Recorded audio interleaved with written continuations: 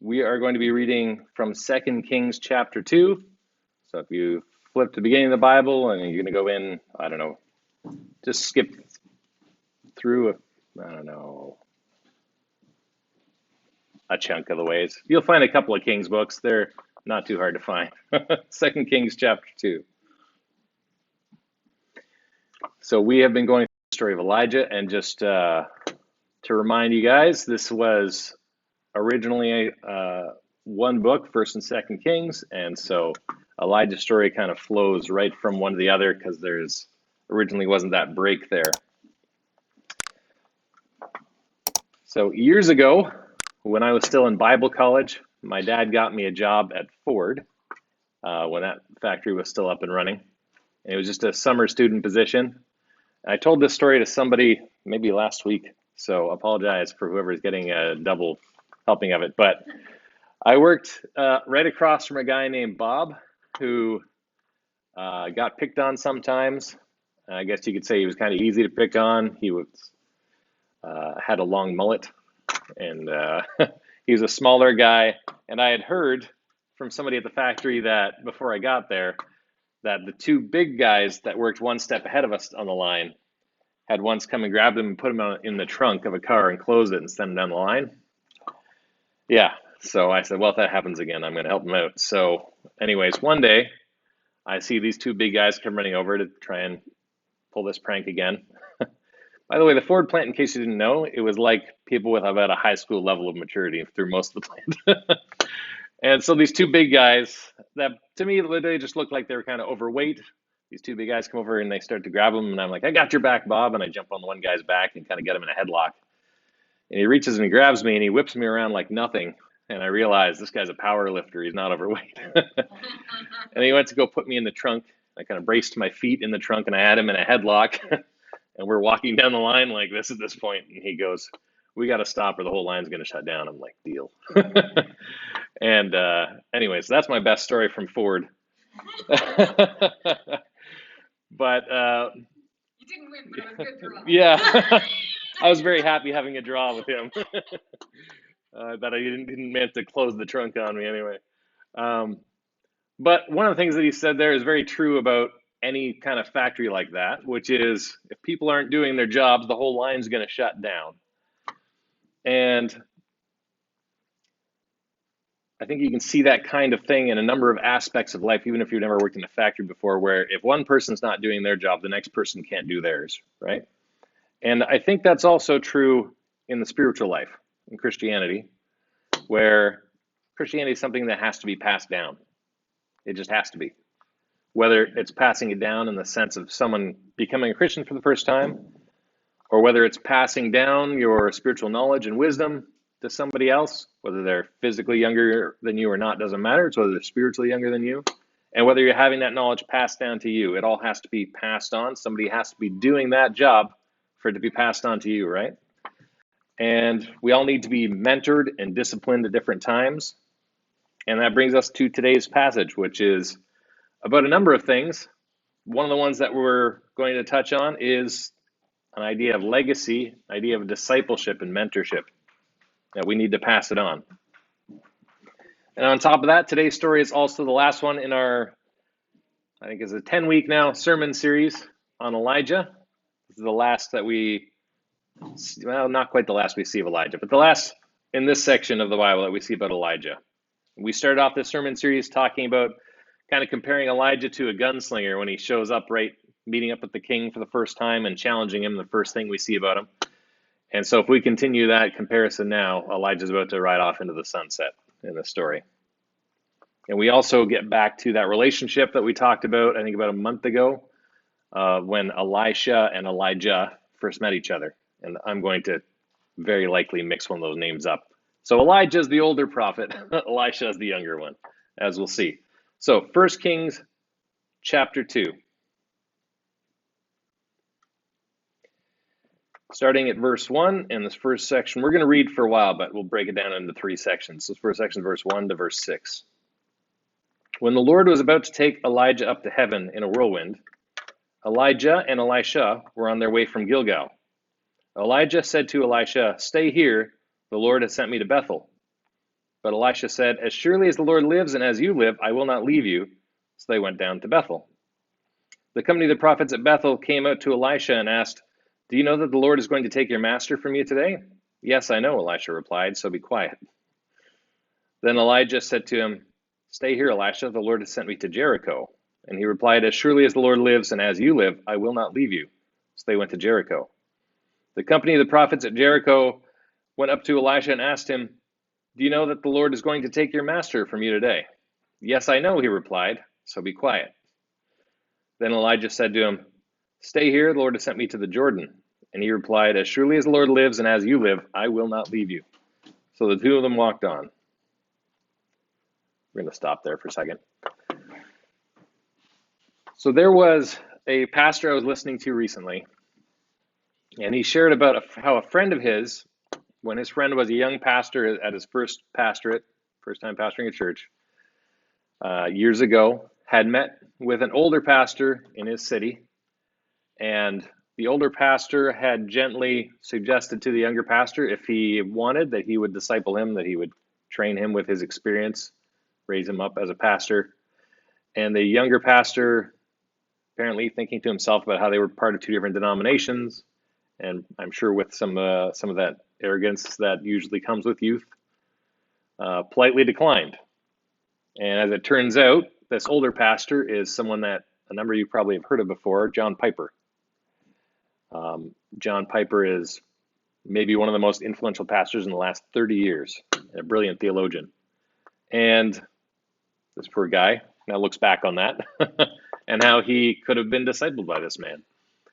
And I think that we all need to have this knowledge in our heads that we all need to still be being discipled. And for many of us that have been Christians for a long time, we need to pass on our spiritual knowledge to other people as well. It's an important cycle. And I'm the pastor that I am here today, for better or worse, because of pastors that have discipled me. I know you think I'm just amazing in every way, but I have some flaws, okay? Primarily being probably Pastor Dr. Dave Barker from Heritage College and Seminary. He was fantastic. So Elisha didn't pass on being discipled. He, in fact, if you remember from a few weeks ago or a month ago or so, he jumped at it, even though it was in a situation that brought great risk to himself. But we don't know how long the two of them worked together before we get to this story today. I tried to look up some ideas, see if there was a biblical way of figuring that out that I wasn't aware of, but I got one source saying 18 years they were together, one source saying 6 years. So I'm just going to say we don't know. We don't know how long they were together. At least a few years, but beyond that, we don't know. But clearly, Elisha spent a lot of time following in Elijah's footsteps, learning from him, and maturing spiritually, and just following this prophet, learning from him. And by the way, I also encourage you to, we're not going to go continue on at this time anyway and do Elisha's story, but it's fantastic. I encourage you to read on to it. The next part coming up that we're not getting to today is when he uses the miraculous ability to summon bears to attack people, and that's one of the miracles I want. So great, fantastic story. So I encourage you to read there if you're looking for somewhere to read in the Bible right now. But verse 1 tells us when the Lord was about to take Elijah up to heaven in a whirlwind. So the biblical author had not heard of spoiler alerts. But that's what happens. And in fact, everybody seems to know this is going to happen somehow. Everywhere they go, Elisha seems to know. The prophets of the different towns seem to know. And we don't know how they knew, except that God presumably was telling these different prophets about what was going to happen. But yeah, everybody seemed to know. And then we get that repeating thing from the company of the prophets in different towns saying to Elisha, "Do you know the Lord's going to take your master from you today?" And I don't know exactly what tone Elisha had there when he said, "Yes, I know, so be quiet." But not the first time, definitely by the second time, he had to be annoyed, right? At least, "I know, be quiet. I know what's happening." And then the company of prophets at Jericho also come up, and they've told him the same thing, and he gets, like I said, he's really annoyed. Another thing we don't know is why Elijah exactly is telling Elisha repeatedly 3 times. He says, The Lord's leading me here. You should stay here. And Elisha just keeps on saying, nope, surely as the Lord lives and as you live, I'm coming with you. And I think what we see a lot of here, this is what I titled this section of the passage. So first of all, that's when Elijah came and brought Elisha with him the first time, when he was in the middle of plowing, and he was just happy to go with him. But this is, so these are the three titles I've given these sections. The first one is devotion. And it's devotion to God, or devotion to Elijah, obviously. He's dedicated to following Elijah around. But also, it's devotion to God. Elisha doesn't want to be left behind. He wants to experience everything God has in store for Elijah. He wants to be a part of everything God has in mind for Elijah to do. And what was Elijah, by the way, doing going through these different areas? We don't know for sure, but Gilgal, Bethel, Jericho, and then leading him to the Jordan. I think he was probably saying his last goodbyes to these different areas. And Chuck Swindoll, another famous Christian that you might have read some of his stuff, said, historians tell us that the schools of the prophets were located at Gilgal, Bethel, and Jericho. These were the early, what you could think of as seminaries, where young men were trained to undertake the sacred calling and disciplined lifestyle of a prophet. So one reason for Elijah's unusual journey to the Jordan was his desire to meet one last time with the young prophets in training and offer final words of encouragement to those who would carry the torch of truth after his departure. So let's read on to the next section there. I'm going to read verses 7 to 10. 50 men from the company of the prophets went and stood at a distance, facing the place where Elijah and Elisha had stopped at the Jordan. Elijah took his cloak, rolled it up, and struck the water with it. The water divided to the right and to the left, and the two of them crossed over on dry ground. When they had crossed, Elijah said to Elisha, "Tell me, what can I do for you before I am taken from you?" "Let me inherit a double portion of your spirit," Elisha replied. "You have asked a difficult thing," Elijah said. "Yet if you see me when I am taken from you, it will be yours. Otherwise, it will not." So that's pretty cool imagery there, I think. And I've got that. I don't know who did that artwork, but I love it. The two of them crossing over the water. And I know if you're like most people, you probably, when you think of a miraculous parting of waters, you're probably thinking of Moses and the Red Sea in Exodus. And that's the most well-known for sure. But it actually happens a number of times in this passage with Moses and elsewhere as well. And then he says in verse 9, "Tell me what I can do for you." And so Elijah knows these are his last moments with Elisha. And they've spent years together. They obviously care about each other. And he's asking, before my time here ends, what do you want me to do? And when you think about this passage, it reminds me kind of when God says to Solomon, "What would you like me to give you?"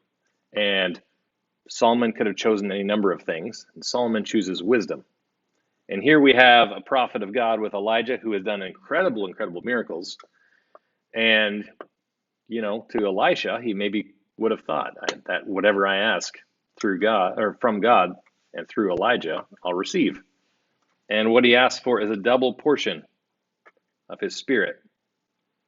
And you might think, well, asking for wisdom like Solomon did would have been maybe a better way to go, because God really applauded Solomon having the wisdom, ironically, to ask for more wisdom. But I think Elisha had just seen Elijah's life. He'd seen so many amazing things that he had done even before he had joined him. He had heard about the amazing miracles, the incredible prophetic ministry that Elijah had. And he probably just thought, I just want what you've got. I just want to serve God like you serve God. He wanted what Elijah had. And by the way, when he says, let me inherit a double portion of your spirit, what that means is he's not asking like, I want to be twice as good as you, Elijah. A double portion would be, it's referring to, in that Israelite culture, when people would inherit from their parents, the eldest would receive a double portion. And what it's talking about is also bringing on the responsibility of taking care of the family when the parents no longer can. And I think that's also tied in here with the term that he used there. He wants to be able to take the ministry off from where Elijah left it. And so there's wisdom there in what Elisha requested, wanting to continue to pass it on. And then Elijah responds, "You've asked a difficult thing." And he has some wisdom here, I think, as well, because he couldn't just say yes or no. And so he leaves it in God's hands. And he says, if you see me when I'm taken, then it's yours. Otherwise, it's not. And so he leaves it in God's hands, whether Elisha has that or not, whether he should be able to expect that or not by what he sees happen to Elijah. So moving on to that last section, verses 11 to 18.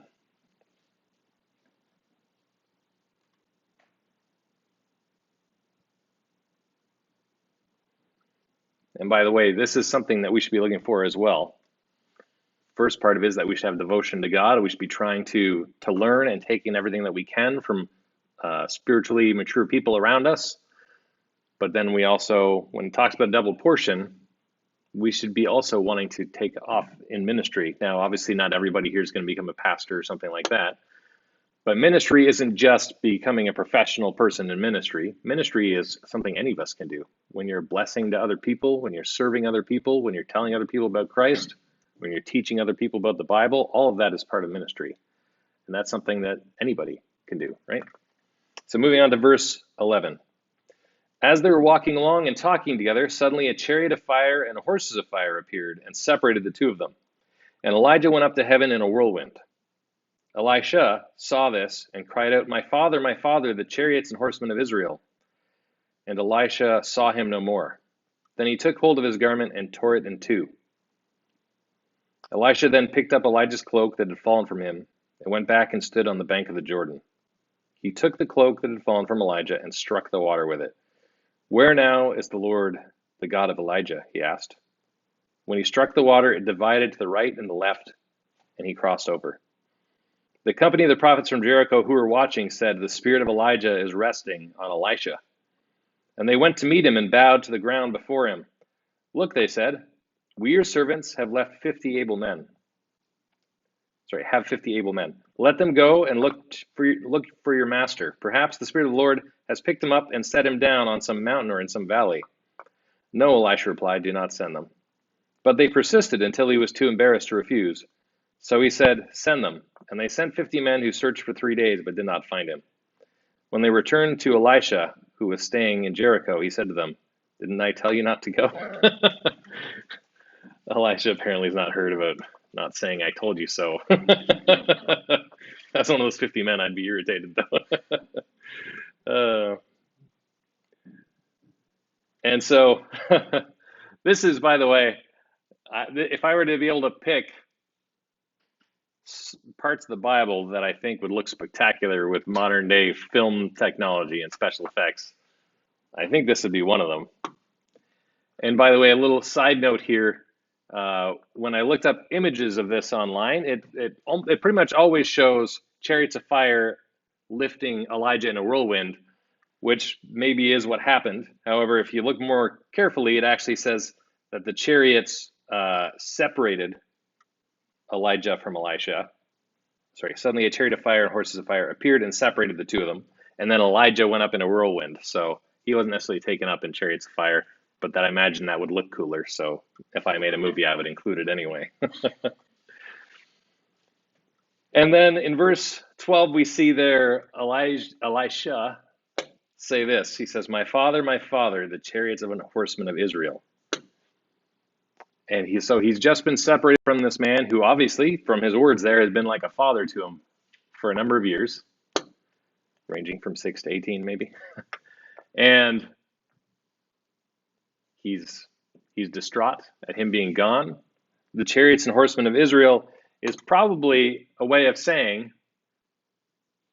in Elisha's mind, and I think in reality, that Elijah as the prophet of God was more important to the safety of Israel than its military was.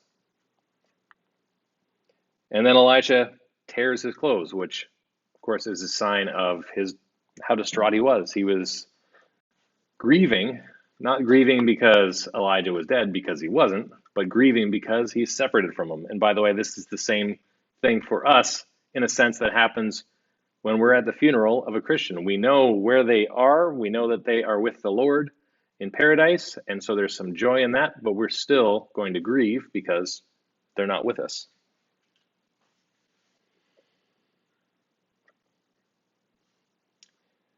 And so he mourned. And then in verse 13, we see that passing of the cloak. Like his cloak had fallen down, he picks it up and he separates the water exactly as Elijah had just done. All the prophets witness this. And so they know the spirit of Elijah is now on Elisha. And this is confirmation in a dramatic, very cool way that he's going to take off from where Elijah left off. We see in verse 15, the company of the prophets from Jericho who were watching said the spirit of Elijah is resting on Elijah. And they bowed. So they are recognizing him as prophet, but I think by extension, they are bowing down to a representative of the Lord. The same way that if a royal representative was sent, you might bow down to them. Well, not us. We don't have royalty per se. Anyway, you know what I mean. And so this passage is, I think, incredible in a lot of ways. And that whirlwind and the chariots of fire is an imagery that always sticks in my head. By the way, Elijah is one of only two people in the Bible that we're told ever were taken to heaven without dying. There's Elijah, and then in Genesis, we have kind of an enigma of a passage where we're told that Enoch was taken. But there, it's not made as explicit as it is here. You almost have to pay attention in Genesis when you're reading it, because it has this pattern where it's giving this person was born, he had this many kids, and then he died. This person was born, had this many kids, and then he died. And it does over and over and over, and then it says this Enoch was born, he had this many kids, and then the Lord took him. And I forget the exact wording, but it's clear there's a difference there. The Lord took him. And we don't know exactly why Enoch and Elijah are different from everybody else. Everybody else, aside from those, I guess, who will be raptured in the end times, everybody else is going to experience physical death. But there was something special about Elijah and Enoch. And this is why, by the way, one of the reasons why Elijah is considered the greatest of the prophets. And we see Elisha take off, and there's a lot of similarities between the two of them. They're both prophets of God. They both parted the waters, of course. Like Elijah, Elisha goes on to resurrect a boy who had died. And as I've mentioned before, there's only 7 people in the Bible that God does the miracle of resurrection through. And in fact, Elisha, though, goes a step further. We read in 2 Kings 13, like I said, he's got a really cool story, that in the tomb that he gets buried in, somebody else later on is put in the same tomb, and when that body touches Elisha's bones, that person comes back to life. So Elisha, like I said, takes off from where he left off and gets a double portion of his spirit. And Elisha actually ends up having about twice as many miracles recorded in the Bible as Elijah did. And Elijah, like I said, is already pretty spectacular, so that gives you an idea. So like I said, this passage is about a few different things, but a big part of it is passing it on and legacy. And Christian life centers around that. But passing on our faith no matter what stage we're at. And it's also about God's power over life and death. And I think that's something that should be a comfort to all of us. He has power not just to bring people back from the dead, as we see a number of times in scriptures. He has power not just to heal people who are sick, not just to create life, but he has power to bring people to heaven, even skipping that step of death, if he wants to. And I think that this should be a great comfort to us. When we think about all the difficulties that we're going through, and I'm sure nowadays all of us have no shortage of those, as we're going through unprecedented times in our lifetime anyway. And as we think about all these difficulties that we're going through, and we think about one day we will die, we have a Lord who has shown clearly over and over again He has power over life and death. And he promises us, if we follow him, that if we believe in Jesus Christ for our salvation, if we believe he died and rose again, then we will be resurrected. I think that's an incredible encouragement. And then getting back to how faith needs to be passed on, let me finish today with just a series of 3 questions. So maybe the most obvious one is, are you passing on your faith to others? Are you sharing your faith? Doing evangelism? Because that's something all of us as Christians are told to do. One simple way, by the way, of trying to do that is telling people about what Jesus means in your own life. Another way, inviting people out to church so they can hear the gospel here. So are you sharing your faith with other people? Are you asking them about their own faith? The next question is, are you having someone else's spiritual knowledge and wisdom passed on to you? Hopefully here in sermons on Sunday mornings. But there are other ways as well. Do you have someone that's mentoring and discipling you? And then lastly, are you passing on your faith to other people? Not just that you believe, but also discipling them. So we'll end this morning with that, and we'll end this sermon series with that. And let's pray together. Heavenly Father, we thank you for all of your blessings. We thank you for the incredible story of Elijah and the encouragement that it is. We thank you for the reminder in the passage this morning, especially as we've heard about the deaths over this past year and a half from COVID, and as we've heard about the spread of it in Alberta and worry about the threat of it spreading more here. Lord, we thank you that you are a God who has power over life and death, and that you are a God who especially has power over eternity. We thank you that we have that eternity in paradise to look forward to. Lord, I pray you would strengthen each one of us, that you give us opportunity, that you give us courage, and that you would give us your words to share about your Son, that we could share our faith with others. Praise in Jesus' holy name. Amen.